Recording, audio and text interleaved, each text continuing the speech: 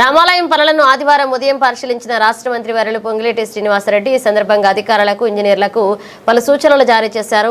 అనంతరం విలేకరులతో మాట్లాడారు. ఆయన వెంట స్థానిక ఎమ్మెల్యే తెల్లం వెంకటరావు, పినపాక ఎమ్మెల్యే వెంకటేశ్వర్లు, స్థానిక సర్పంచ్ పూనం కృష్ణ, సీనియర్ కాంగ్రెస్ పార్టీ నాయకులు భోగాల శ్రీనివాసరెడ్డి, కాంగ్రెస్ పార్టీ నాయకులు, యువజన నాయకులు పాల్గొన్నారు. ఈరోజు భద్రాచలం రాములవారి సన్నిధిలో ఉన్నాం.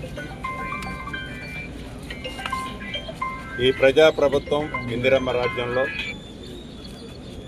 ఈ రాములవారు భద్రాద్రి రాములవారి టెంపుల్ని అభివృద్ధి చేయాలని గౌరవ ముఖ్యమంత్రి రేవంత్ రెడ్డి గారి నాయకత్వంలో మొన్న శ్రీరామనవమి నాడు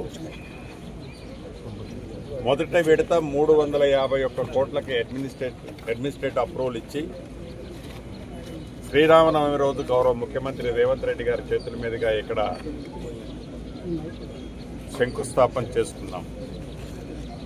దాంట్లో భాగంగా రాబోయే గోదావరి పుష్కరాల నాటికి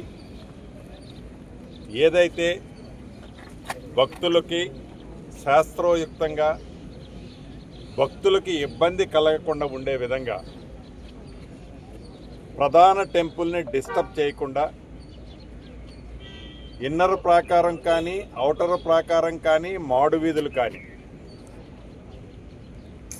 వీటితో పాటు 4 పక్కల 4 గోపురాలు, గతంలో కట్టిన గోపురాలకు సంబంధించి